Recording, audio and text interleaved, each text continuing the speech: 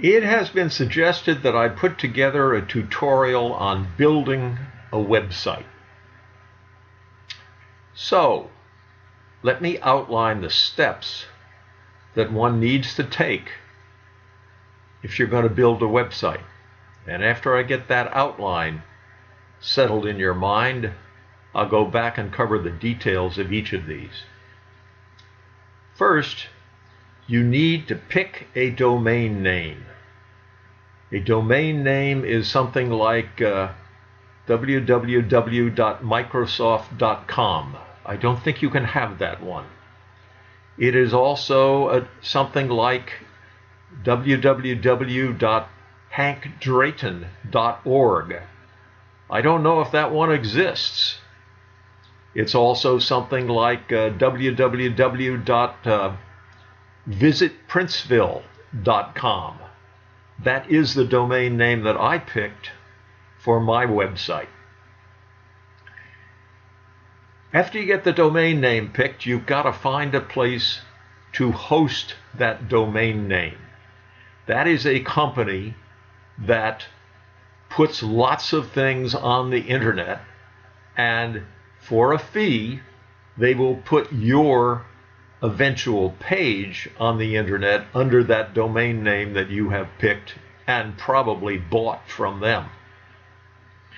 Then you need to pick a page builder, someone who is actually going to build some company, or some person who is actually going to build your page.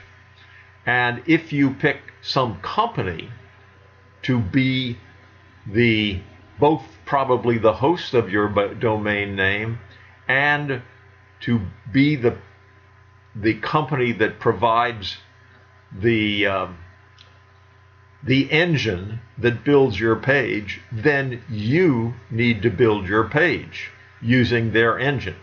If you pick a person to do it, they will build the page. So now let's go into the details. So, what do you need to do to pick a domain name? Well, first, you need to decide why are you doing this? What is the purpose of your building this website? Do you want something that just you and your family can go to, where you can post things that they will find interesting? You don't really care whether the general public finds it. That would be one way to pick your domain name. And maybe you would just use your name in that particular case. But if you are running a business, and this is a website to promote your business and bring customers to your business, then your purpose is to be found by all sorts of people who are interested in what you have to sell. So deciding the purpose of your website, thinking about it, talking to other people about it, and going through it in your mind is probably the most important thing you will do before you ever start this whole process. And before you even do that, you probably need to, unless you're building something that you don't care whether anybody finds it or not, you probably need to learn something about SEO, which stands for Search Engine Optimization. If you put SEO in Google and read, you will learn a lot. Search engine optimization is an art and a science. There have been courses designed to teach it. There have been books written about it. There has been consternation on the part of the search engines, such as Google, about we don't really want people to know exactly how we do our searches. Google actually used to have a course in search engine optimization, but they changed their whole approach. I think I can teach you one of the most important things you need to know about search engine optimization just by saying it. Write the words on your website to contain really interesting stuff about the thing you are selling, promoting, or that you want people to see. It's content, rich, interesting content written for people, not for robots that crawl your site looking for individual words or patterns or other things, which used to be the great wisdom that was promoted in some of these search engine optimization courses. Now it is write your website for people. And when you've done that, test some search terms.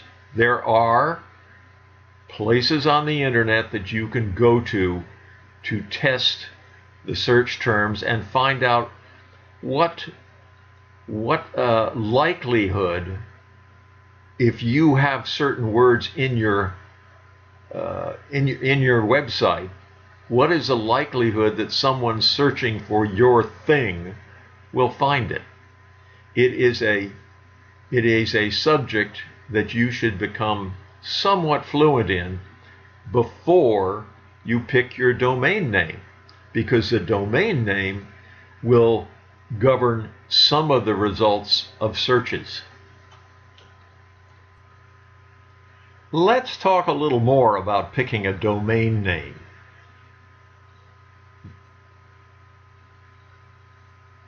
I'm going to take you now to the place where I bought my domain name and where my website is hosted. I'm doing this not because I'm recommending them, but because I know what to do there and how to wander around their site. It is GoDaddy, GoDaddy.com. And when you start, the first thing you want to do is put in a domain search. They want me to chat with them right now. I don't really want to do that. So let's say that you were, as I was when I started this whole thing, you were thinking about finding a really good domain name for your vacation rental in Princeville. Well, the first thing you would do would be to type in Princeville vacation rental, right? And search.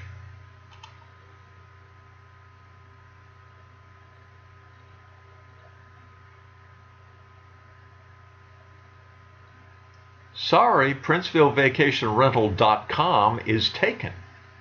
You can have PrincevilleVacationRental.rentals. That's a new thing that didn't even exist, a new kind of domain name that didn't even exist when I started my search about 20 years ago. You can have PrincevilleVacationRental.vacations for $39. But I wanted Princeville Vacation Rental. Well, I couldn't have it. So I tried a lot of other things. I tried Princeville Vacation. Let's see how that comes out. Princeville Vacation. Yes, that's available. PrincevilleVacation.com. I think it was not available when I did this 20 years ago, but maybe somebody had that and has given it up. I eventually, at the suggestion of someone that I was communicating with about search engine optimization, I finally picked Visit Princeville. And you will see that that is also not of it. VisitPrinceville.com is taken. Yes, it's taken by me. But you could have visitprinceville.org. That brings up something that you may want to think about. It is perfectly possible for somebody to buy visitprinceville.org and put up a porn site on it tomorrow. So if you're worried about somebody searching for you and you've told them, oh yeah, my website is Visit Princeville, and you didn't tell them that it was .com, and they typed in .org and they see a terrible porn site first thing, you may want to think about buying both. This whole discussion emphasizes the process of thinking through the purpose of your website. If you're selling something or you're trying to attract people to view your website for your purpose, you need to think, what is that purpose? And what do you expect people let's see if I can get the English right here. There are people that you hope will find you. What do you suppose they will put in Google to find you? You want them to find you, not your competitors.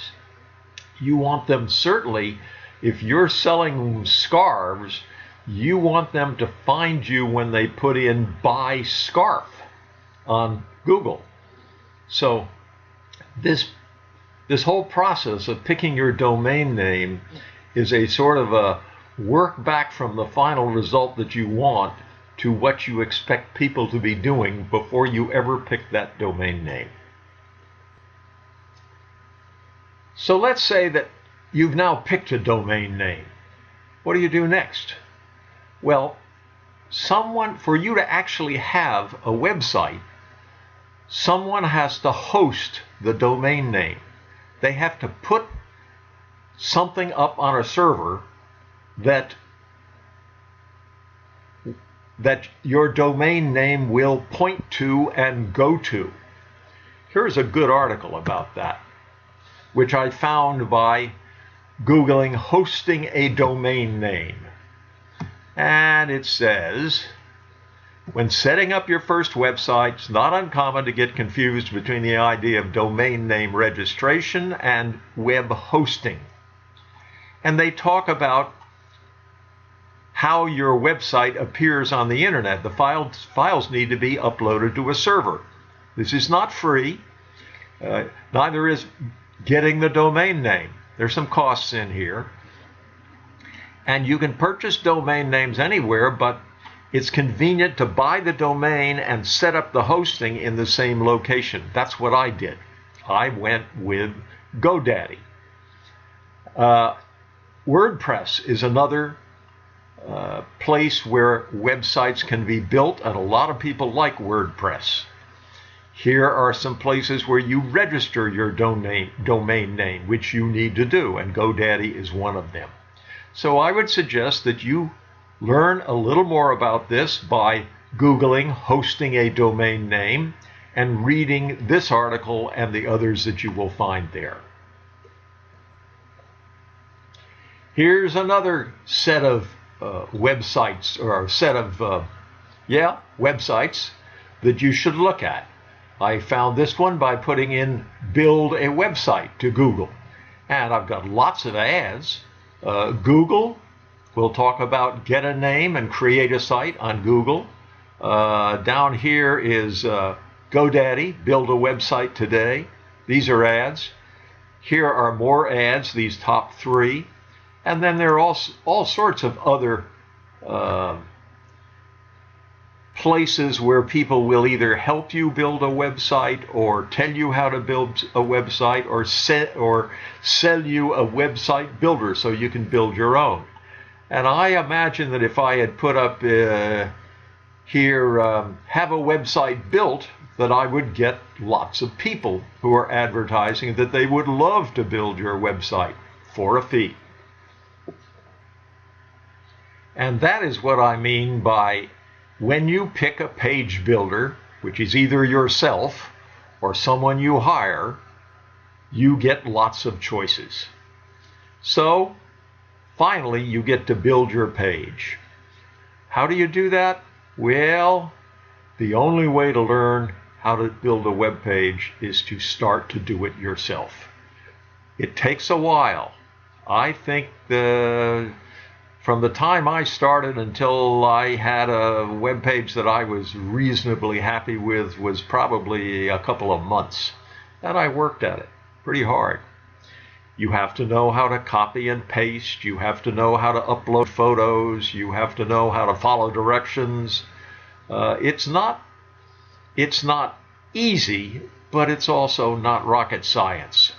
If you can handle your mouse and your copy and paste tools, you can build a website yourself. You might take a while before you're really happy with it. And if you do it yourself, you will discover that you're going to improve it from the time you start building it until the time you wrap it up and take it off the internet. You're going to be making improvements. I have, and I've had one for, I guess it must be 20 years now. So that's my tutorial on building a website. If you want more information, go to Google, put in your questions, read. This is a subject that takes some dedication, but with that dedication, you can do it, and you will be very pleased when you have finished. It's a rewarding project, believe me.